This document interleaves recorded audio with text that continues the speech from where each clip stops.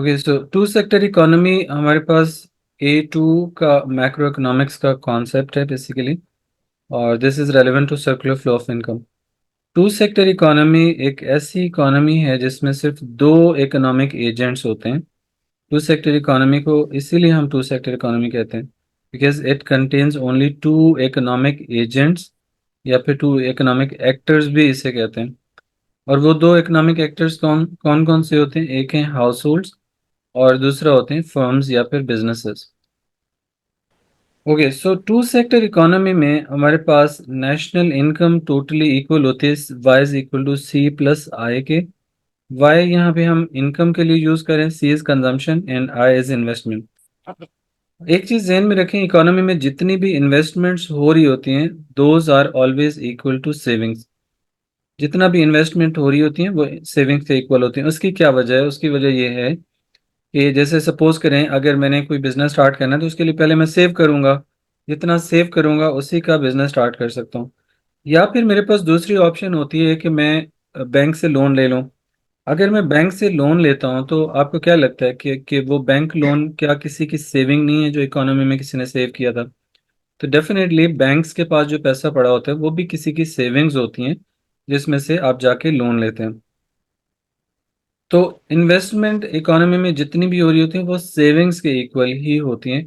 तो इसलिए हम इसको ऐसे भी रिप्लेस कर सकते हैं इक्वेशन को कि y is equal to C plus S instead of C plus आई।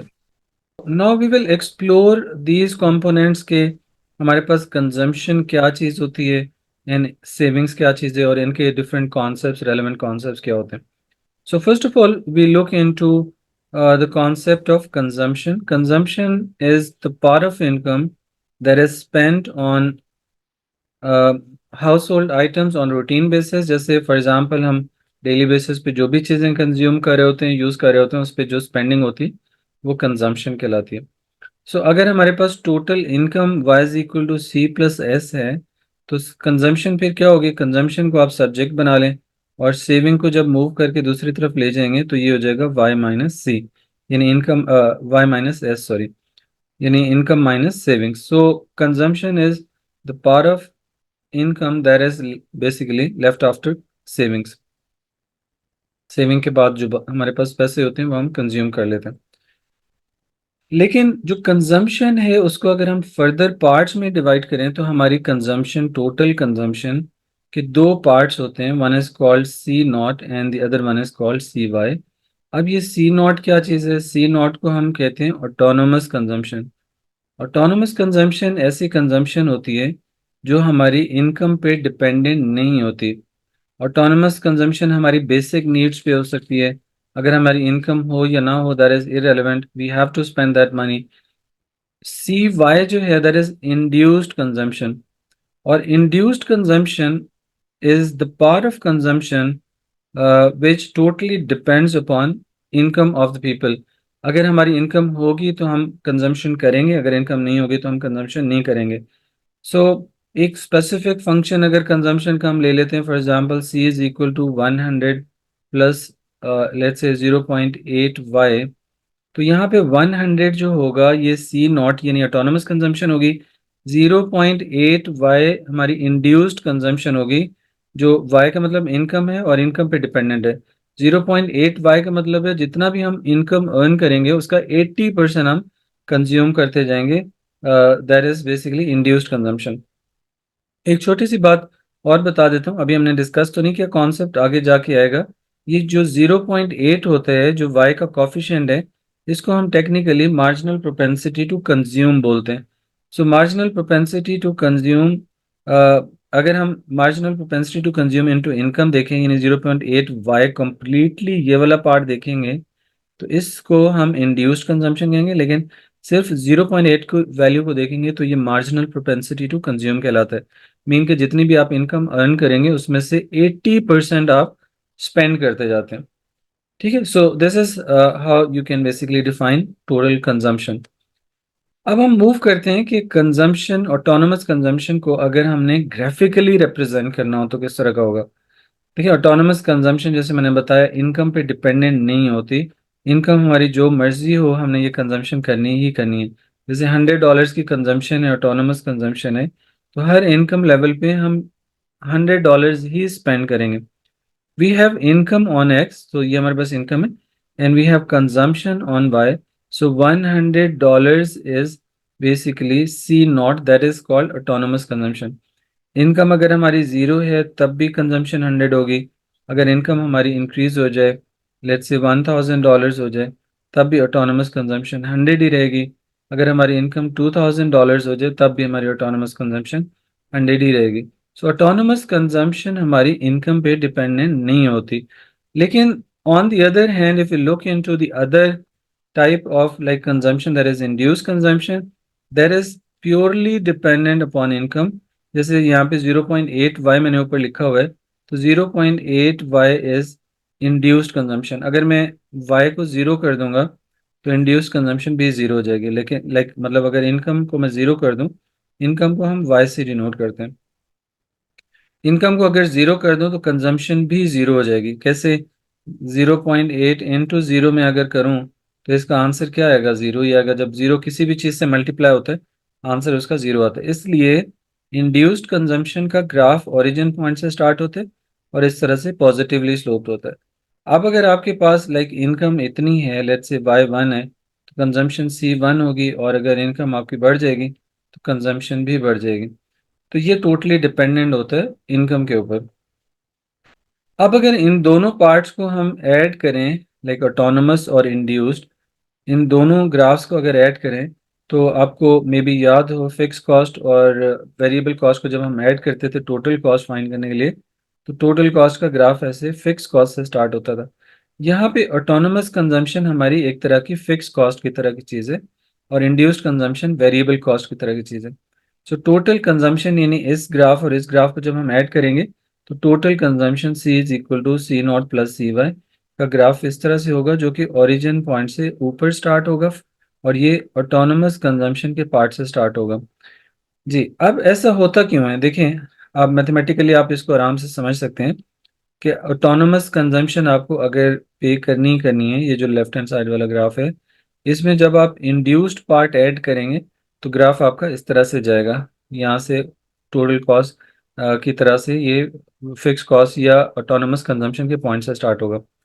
ठीक है, so this is why we make graph like this. Consumption से रेलेवेंट जो नेक्स्ट कॉन्सेप्ट है हमारे पास, that is called average propensity to consume, APC basically stands for average propensity to consume. Propensity थोड़ा सा बस फैंसी वर्ड है economics का। इसका मतलब होता है इंक्लिनेशन और ट्रेंड, के लोगों का क्या ट्रेंड है, वो अपनी इनकम में से जनरली कितना स्पेंड करते हैं। तो average propensity to consume shows the ratio between consumption and income. इसको डिफाइन करें तो it is the ratio between consumption and income. Mathematically लिखें तो APC is equal to C/Y। C stand for consumption, I for investment. अब अगर हम आगे चलें, आपको याद होगा कि सी का यानी टोटल जो कंजम्पशन थी उसको हमने कहा था C0 प्लस CY के इक्वल होती है। तो अगर मैं इसको इसकी वैल्यू के साथ रिप्लेस करूं तो ये क्या हो जाएगा? लाइक C0 प्लस CY इस तरह से हो जाएगा, डिवाइडेड बाय वाई कर ले। मैथमेटिकली आप इसको आराम से समझ सकते हैं कि आप C0 ओवर वाई भी कर सकते हैं, प्लस CY ओवर वाई, इस तरह से भी इसको ट्रांसलेट कर सकते हैं। अब चूंकि y यहाँ पे कॉमन आ रहा है तो इसको हम कैंसिल कर देंगे। सो हमारे पास average propensity to consume finally आ जाएगा C0 over Y plus small C. जी, so this is the final shape of average propensity to consume. और अगर आपको लाइक मैथमेटिकली या न्यूमेरिकली कुछ वैल्यूज दी हूँ, जैसे सपोज करें हमारे पास इनकम गिवन हो, let's say income and this is consumption, and then we can add average propensity to consume here. So income अगर $1000 है किसी इंसान की और वो $100 कंज्यूम कर देता है उसमें से, तो उसकी एवरेज प्रोपेंसिटी टू कंज्यूम क्या होगी? 100/1000 इज इक्वल टू 0.1, और 0.1 हमारे पास 10% के इक्वल होता है। अब इसका मतलब क्या? अब इसका मतलब ये है कि ऑन एवरेज लोग जितने भी पैसे कमाते हैं उनमें से 10% वो ऑन एवरेज कंज्यूम कर देते हैं, खर्च कर देते हैं। इसका मतलब ये बनता है technically. And next we move to the concept marginal propensity to consume. अब ये मार्जिनल प्रोपेंसिटी टू कंज्यूम क्या होगा? अगेन मार्जिनल का मतलब इकोनॉमिक्स में होता है something additional that we do. So marginal propensity to consume is the additional consumption that is made out of one additional dollar earned by an individual. So आप जितनी भी additional income earn करते हैं उसमें से जो additional consumption करते हैं that is MPC. इसको फाइंड करने के लिए हमारे पास फॉर्मूला होता है change in consumption delta C over delta Y. Delta sign economics में हम चेंज के लिए यूज करते हैं। अगर हम कंजम्पशन फंक्शन देखें दोबारा से, हमारे पास कंजम्पशन फंक्शन था सी नॉट प्लस सी वाई। ये चीज़ रिपीट कर रहा हूँ बार बार क्योंकि ये काफ़ी इंपॉर्टेंट है, बच्चों को जहन से निकल जाती है। ये जो स्मॉल सी होता है ये मार्जिनल प्रोपेंसिटी टू कंज्यूम होता है। अगर मैं इसको स्पेसिफिक फंक्शन में पुट करूँ, लेट्स से 100 प्लस 0.8 बाय, तो अब इसका क्या मतलब होगा कि 0.8 that is average, that is marginal propensity to consume.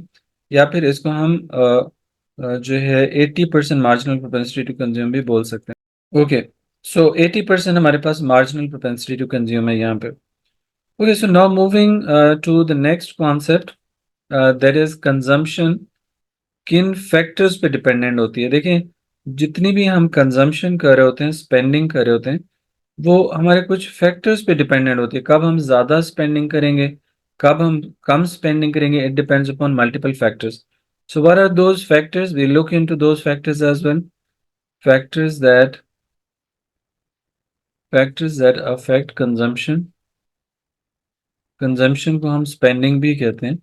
देखिए, हमारी जो कंजम्पशन है सबसे पहले तो ये डिपेंड करेगी हमारी इनकम कितनी है। ठीक है, इनकम के लिए कई दफ़ा हम वर्ड डिस्पोजेबल इनकम का वर्ड यूज भी कर सकते हैं। सो डिस्पोजेबल इनकम जस्ट मतलब होता है कि income after the payment of taxes. जब आप टैक्स पे कर देते हैं उसके बाद जो पैसे आपके पास बच जाते हैं उसे हम डिस्पोजेबल इनकम का नाम देते हैं। और डिस्पोजेबल इनकम को फाइंड करने के लिए हमारे पास फॉर्मूला होता है disposable income is equal to personal income minus direct tax. जैसे इनकम टैक्स है, टैक्स जब हम पे कर देंगे जितने भी पैसे हमारे पास बचेंगे वो हमारे लिए क्या कहलाएगी, that will be basically disposable personal income. अब अगर किसी बंदे की डिस्पोजेबल पर्सनल इनकम बढ़ेगी, इनकम ज़्यादा होगी तो आप कंज्यूम ज़्यादा कर सकते हैं, ज़ाहिर है आप कमाते ज़्यादा हैं तो आप खर्च भी ज़्यादा करेंगे। और एक बंदा जो कम कमाता है, इनकम जिसकी कम है, उसकी कंजम्पशन भी कम होगी। और ये नेचुरल बात है, आराम से समझ आ जानी चाहिए कि क्यों ऐसा होता है। जिसकी इनकम ज़्यादा है उसकी परचेजिंग पावर ऑटोमेटिकली ज़्यादा होगी, और परचेजिंग पावर ज़्यादा है तो वो ज़्यादा स्पेंड करेंगे। और जिसकी इनकम कम है उसकी परचेजिंग पावर कम है तो वो भी स्पेंड भी कम करेगा। इसी तरह से लाइक एक मेन फैक्टर होता है इंटरेस्ट रेट कंजम्पशन के लिए। देखिए, इंटरेस्ट वो एक्स्ट्रा अमाउंट होती है, इंटरेस्ट वो एक्स्ट्रा अमाउंट होती है जो हम बैंक को पे करते हैं when we get loan from the financial institutions. ठीक है, और ये एक्स्ट्रा इनकम भी हो सकती है जो आपको बैंक पे करता है अगर आप बैंक के पास सेव करते हैं पैसे। ठीक है, अगर पैसे आपने बैंक में सेव करवाए हैं तो बैंक आपको इंटरेस्ट पे करेगा, यानी this is basically reward for savings. अगर आप सेविंग करें तो आपको मिलेगा। इसी तरह से अगर आपने बैंक से लोन लिया है तब आपको इंटरेस्ट पे करना होता है, तो ये लोन की कॉस्ट होती है, बोरोइंग की कॉस्ट होती है। अब इसका इस टॉपिक के साथ क्या ताल्लुक है कंजम्पशन के साथ इंटरेस्ट रेट का? इसके साथ बिल्कुल इसका गहरा ताल्लुक है कि जब इंटरेस्ट रेट ज़्यादा होता है तो लोग कंज्यूम कम करते हैं, और जब इंटरेस्ट रेट कम होता है तो लोग कंज्यूम ज़्यादा करते हैं। अब इसकी क्या वजह है, इसकी लॉजिक क्या है, इसका इसका एनालिसिस क्या होगा? देखिए, इंटरेस्ट रेट ज़्यादा है तो इट मीन्स कि लोग समझेंगे कि बैंक में सेव करना ज़्यादा फायदेमंद है, ज़्यादा रिवॉर्डिंग है, तो हर कोई सेव करने की कोशिश करेगा। इसलिए उनके पास फिर कंजम्पशन के लिए पैसे कम होंगे। और इसी तरह से अगर इंटरेस्ट रेट अच्छा मिल रहा है तो बैंक से लोन लेना मुश्किल होगा। ठीक है, लोग लोन नहीं लेना पसंद करेंगे क्योंकि उनको पता है कि लोन की कॉस्ट बहुत हाई है, तो इसलिए लोन नहीं लेंगे तो इन्वेस्ट भी नहीं, स्पेंड भी नहीं करेंगे, कंजम्पशन कम हो जाएगी। लेकिन अगर इंटरेस्ट रेट कम हो जाए, इंटरेस्ट रेट नीचे आ जाए, तो कंजम्पशन ऑटोमेटिकली बढ़ जाती है क्योंकि लोग अपने पास फिर कैश जो है वो बैंक के पास सेव करने की बजाय उसको खर्च करना, स्पेंड करने में ज़्यादा कंफर्टेबल होते हैं। ठीक है, और ये नेचुरल सी बात है। अगर आपको इंटरेस्ट रेट अच्छा नहीं मिल रहा तो फिर लोग कहते हैं बैंक में रखवाने की बजाय खर्च कर दें, स्पेंडिंग बढ़ जाती है उसकी वजह से। सो इंटरेस्ट रेट एक काफ़ी इम्पॉर्टेंट फैक्टर है जो लोगों की कंजम्पशन को अफेक्ट करता है। चलें जी, उसके बाद नेक्स्ट हमारे पास जो कंपोनेंट है या फैक्टर है, that is basically income distribution. Income distribution जितनी इक्वल होती जाएगी, इनकम डिस्ट्रीब्यूशन जितनी इक्वल होती जाएगी, कंजम्पशन उतनी बढ़ती जाएगी। ठीक है, यानी अमीर और गरीब की इनकम का गैप अगर रिड्यूस होता जाएगा तो कंजम्पशन बढ़ती जाएगी, क्योंकि जिन लोगों की इनकम कम होती है उनकी प्रोपेंसिटी टू कंज्यूम हाई होती है, तो गरीब लोग ज़्यादा स्पेंड करेंगे, और अमीर लोगों की जो मार्जिनल प्रोपेंसिटी टू कंज्यूम है वो जनरली कम हो जाएगी। जब डिस्ट्रीब्यूशन ऑफ इनकम के थ्रू लाइक गवर्नमेंट अमीरों को टैक्स चार्ज करेगी, गरीबों में डिस्ट्रीब्यूट करेगी, तो फिर इक्वालिटी की तरफ हम जाएंगे और ओवरऑल कंजम्पशन इंक्रीज होना शुरू हो जाएगी। उसके बाद नेक्स्ट फैक्टर जो कंजम्पशन को अफेक्ट करता है, दैट इज फ्यूचर एक्सपेक्टेशंस। देखिए, हम फ्यूचर में क्या एक्सपेक्ट करें, हमारी जो इनकम है उसके बारे में हमारी क्या एक्सपेक्टेशंस हैं। अगर आप फ्यूचर के बारे में काफ़ी ऑप्टिमिस्टिक हैं कि आपकी इनकम बढ़ती रहेगी, आपको पैसा आता रहेगा, तो आप कंज्यूम ज़्यादा करते जाते हैं। अगर आप पेसिमिस्टिक हो जाते हैं तो फिर इसका मतलब है आप समझ रहे हैं कि फ्यूचर में आपको इनकम होने का चांस कम है, तो कंजम्पशन कम हो जाएगी। जैसे कोविड 19 की एग्जांपल ले लेते हैं। कोविड 19 के टाइम पे लोगों की जो एक्सपेक्टेशंस थी वो काफ़ी अनसर्टन थी कि उनके साथ क्या होने वाला है कमिंग डेज में, दे डिडंट नो दैट। इसलिए हर कोई कोशिश कर रहा था कि जो पैसे उनके पास हैं उनको सेव करने की कोशिश करें बजाय स्पेंड करने के। तो ऐसे केसेस में जब पेसिमिस्टिक होते हैं आप, जब आप एक्सपेक्ट कर रहे होते हैं कि फ्यूचर इनकम के चांसेस कम हैं, तो आप कंजम्पशन को कंट्रोल कर लेते हैं। इसी तरह से नेक्स्ट हमारे पास और लास्ट लास्ट फैक्टर है वेल्थ। देखिए, वेल्थ जो होती है ये बेसिकली आपके पास एक्यूमुलेटेड फाइनेंशियल वर्थ होती है in the form of property, in the form of vehicles, in the form of other assets. और कुछ लोगों के पास सेविंग अकाउंट्स जो होते हैं वो भी वेल्थ का पार्ट बन जाते हैं। और इसी तरह से आपके पास कोई प्लाजा है, शॉप है, गाड़ी है, फर्नीचर है, घर है, ये सारी चीज़ें आपकी वेल्थ का पार्ट होती हैं। ऐसे लोग जिनके पास एक्यूमुलेटेड वेल्थ ज़्यादा होती है वो ज़्यादा कंज्यूम करने में कंफर्टेबल होते हैं, और जिनके पास वेल्थ कम होती है वो ज़्यादा कंज्यूम नहीं करते, वो कम कंज्यूम करते हैं। उसकी क्या वजह है कि क्यों जिनके पास वेल्थ ज़्यादा वो कंज्यूम क्यों ज़्यादा करेंगे। देखिए, जिनके पास वेल्थ ज़्यादा है, प्रॉपर्टी ज़्यादा है, फाइनेंशियल एसेट ज़्यादा है, वो लोग ज़्यादा कॉन्फिडेंट होंगे कि अगर फ्यूचर में कोई मसला होता है, they can dispose of their assets and they can liquidate them and convert them into cash, और फ्यूचर की अपनी नीड्स को वो पूरा कर सकते हैं। इसलिए वो ज़्यादा सेविंग की तरफ इंक्लाइंड नहीं होते। उनको लगता है कि सेव करने करके क्या करना, हमने ऑलरेडी इतने एसेट्स बना लिए, तो वो ज़्यादा कंज्यूम करते हैं। लेकिन जो सैलरीड लोग होते हैं, जो जॉब करते हैं, हर महीने उनको सैलरी आ रही होती है, उसमें से उन्होंने कंजम्पशन करनी होती है, उसी में से उन्होंने एसेट्स बनाने होते हैं, सारा कुछ करना होता है। सो सैलरीड लोगों के पास चूंकि जनरली वेल्थ नहीं होती, तो वो कंजम्पशन करने के लिए काफ़ी रिलक्टेंट होते हैं, अनकंफर्टेबल होते हैं, जिसकी वजह से वो लोग उस तरह से कंज्यूम नहीं करते जैसे एक वेल्दी पर्सन कंज्यूम कर सकता है। ठीक है, so this was all about like two sector economy. और नेक्स्ट जो हमारा क्लास होगी उसमें हम थ्री सेक्टर इकोनॉमी को डिस्कस कर रहे होंगे।